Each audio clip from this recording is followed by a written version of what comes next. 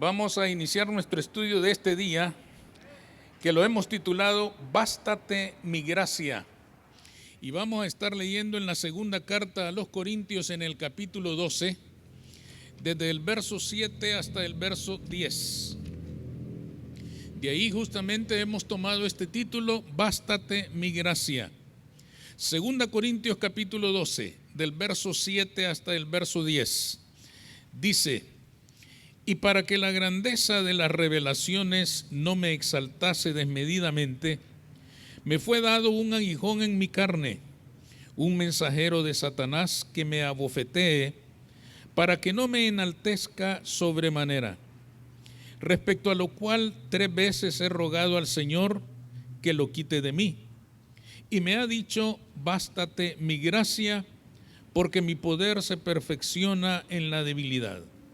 Por tanto, de buena gana me gloriaré, más bien en mis debilidades, para que repose sobre mí el poder de Cristo. Pueden sentarse, hermanos.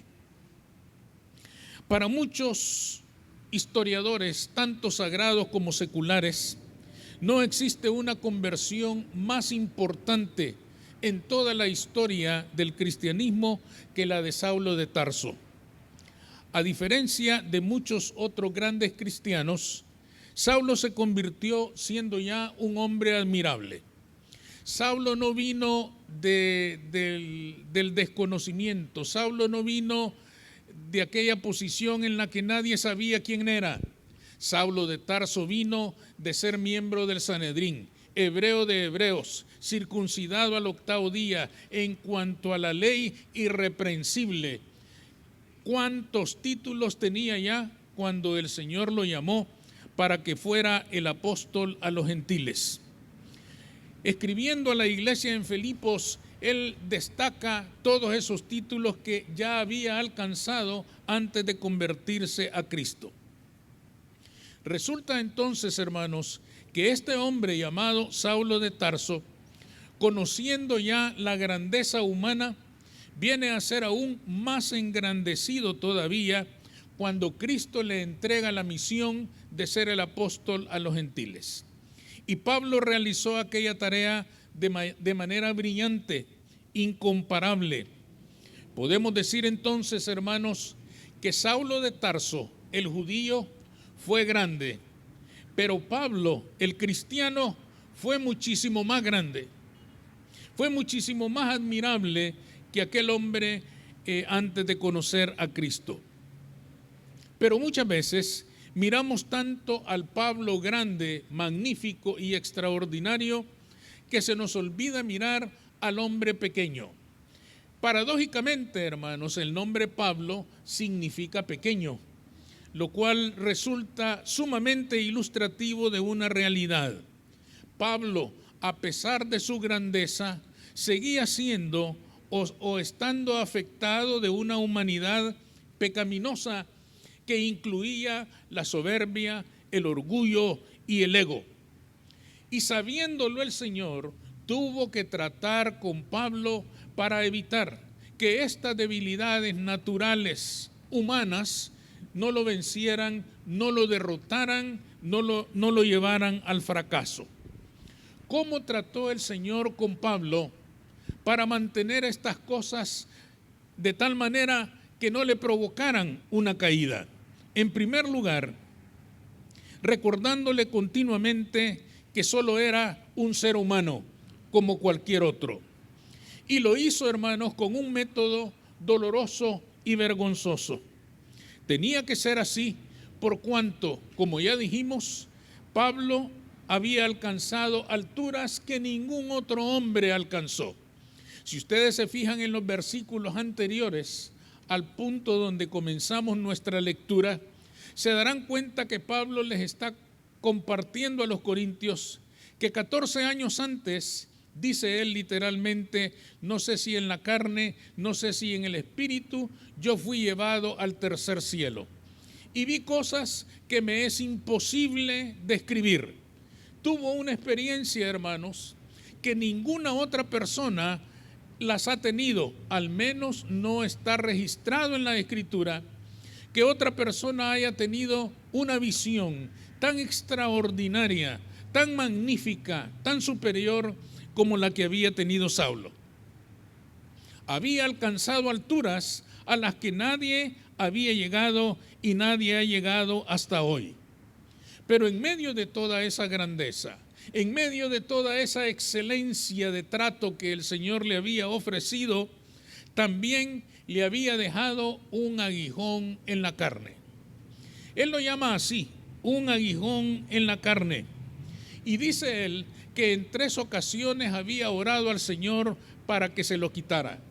Y yo creo que estas 3 ocasiones, hermanos, no se trata de que oró media hora una vez, media hora la otra vez y media hora la tercera.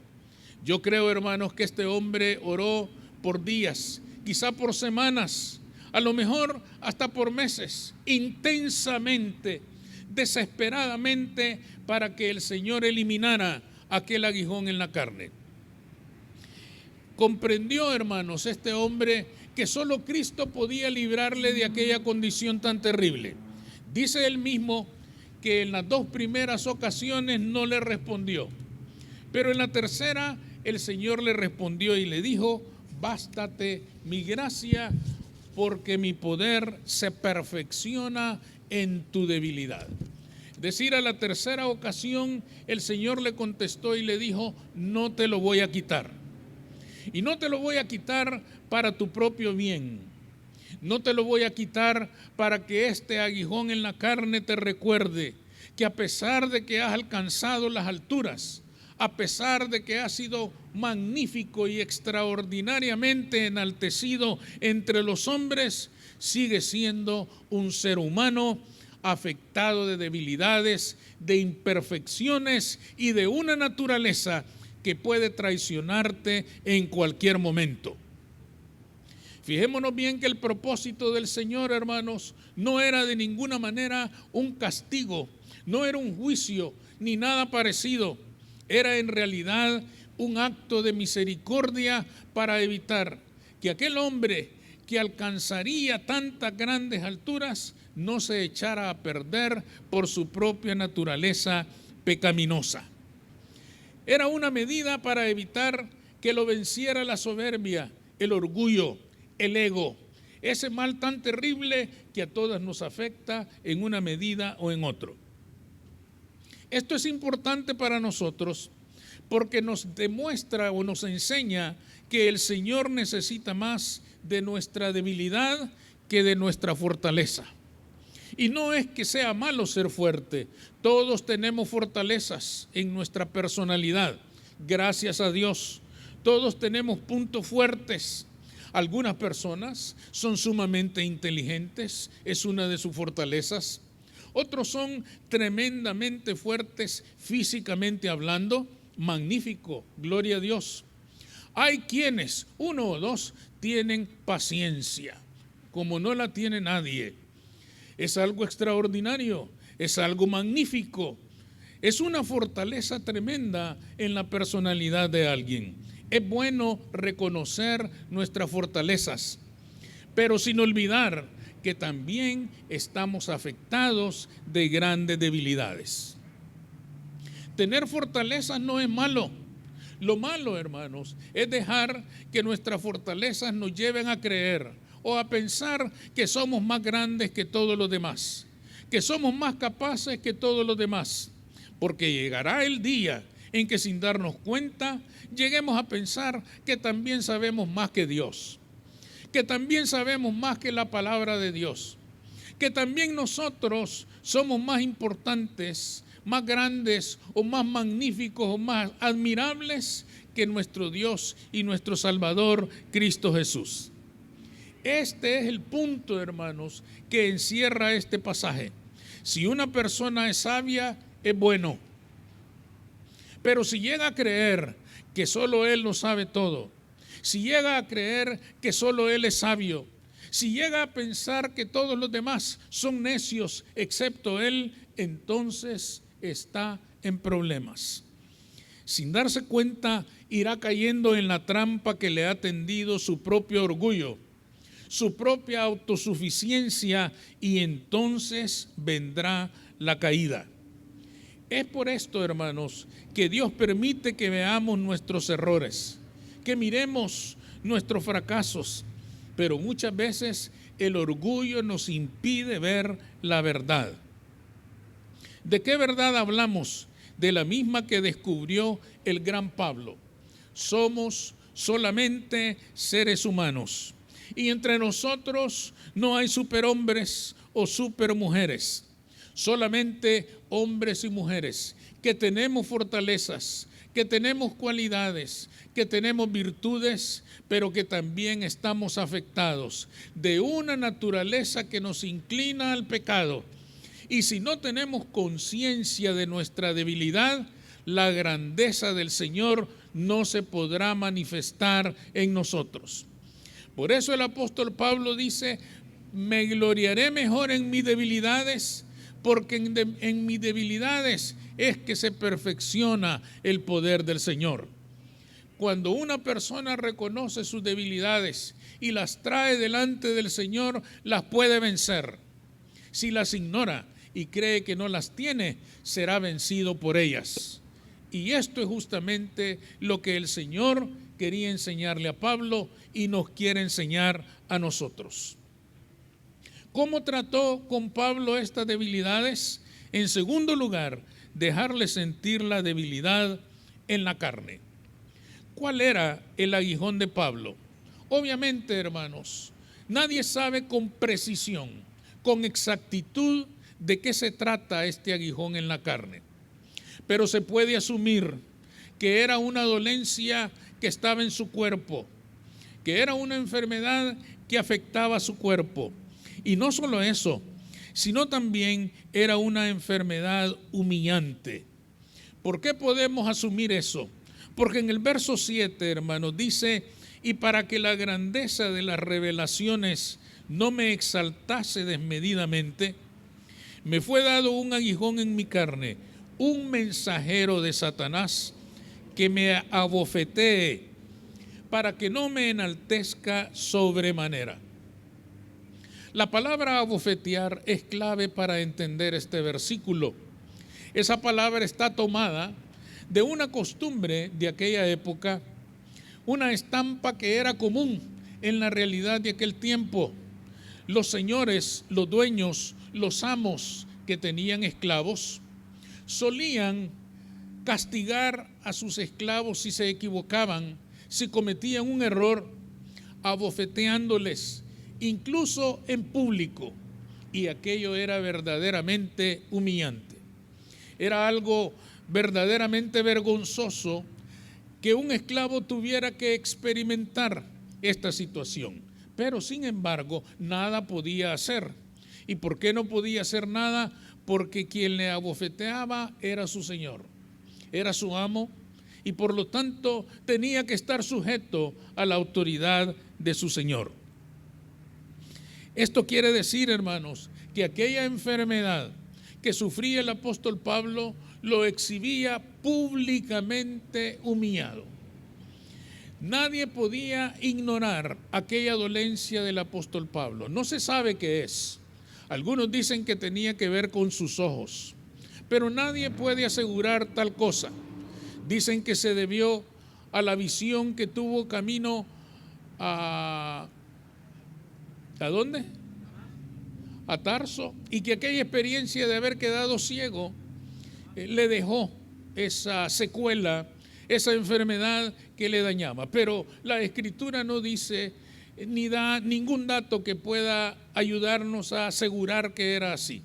Lo que sí podemos darnos cuenta es que aquella enfermedad era visible, estaba en su cuerpo y no la podía ocultar.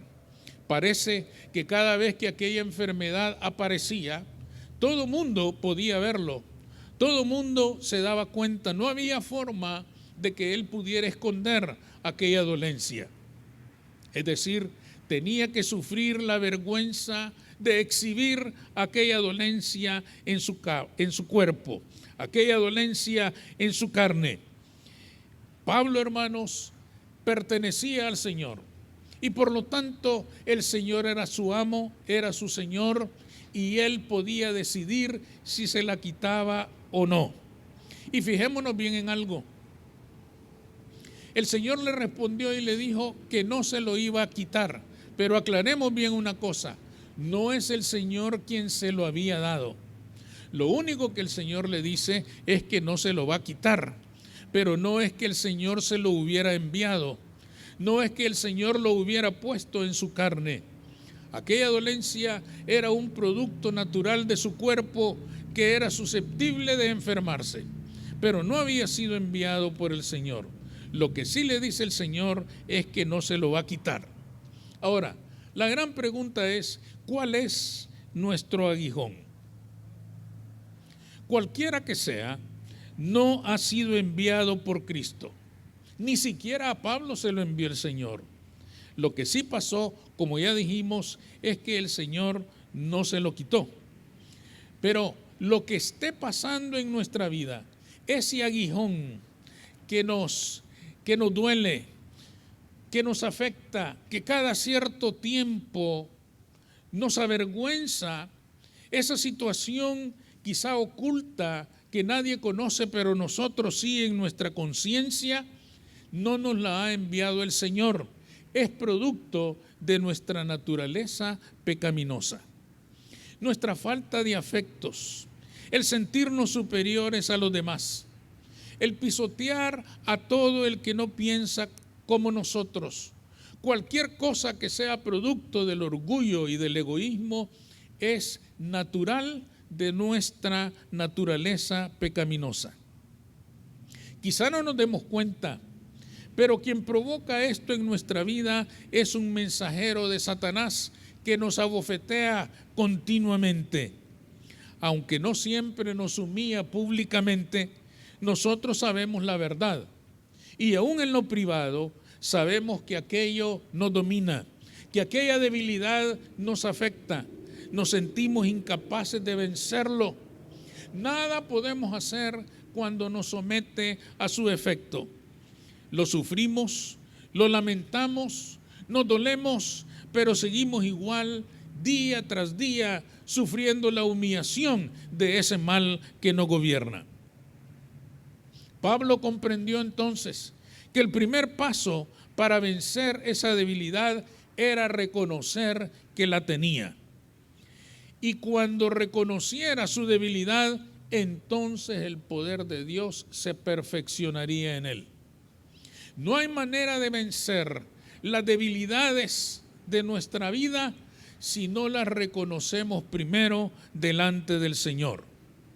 El primer paso para tener victoria sobre nuestras debilidades es reconocer que somos abofeteados por esa naturaleza nuestra, por ese emisario del mal, y que solo reconociendo nuestra condición de esclavitud vamos a poder ser libres.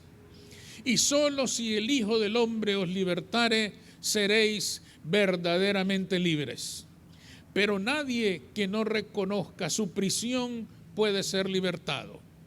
Nadie que no reconozca sus cadenas va a ser libre. Lo primero que hay que reconocer es que estamos sujetos a esa debilidad y entonces el Señor nos hará libres. Si nuestra fortaleza, hermanos, es la oportunidad del enemigo para vencernos, nuestra debilidad es la oportunidad de Cristo para transformarnos. Reconocer nuestra debilidad es darle la oportunidad al Señor para que su poder se perfeccione en nuestra debilidad.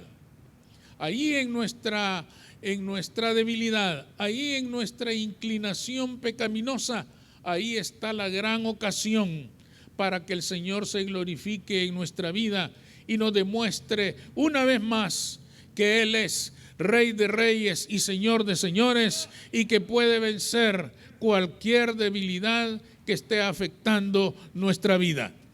Pero tenemos que reconocerla. Confesarnos fuertes y suficientes sin necesidad de Cristo es condenarnos al fracaso.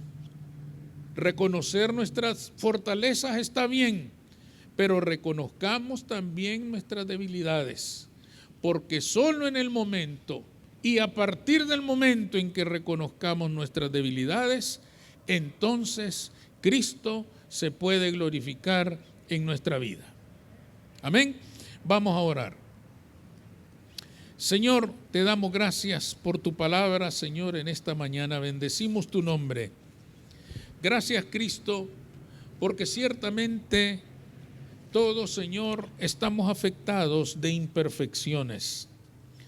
Todos estamos afectados de debilidades.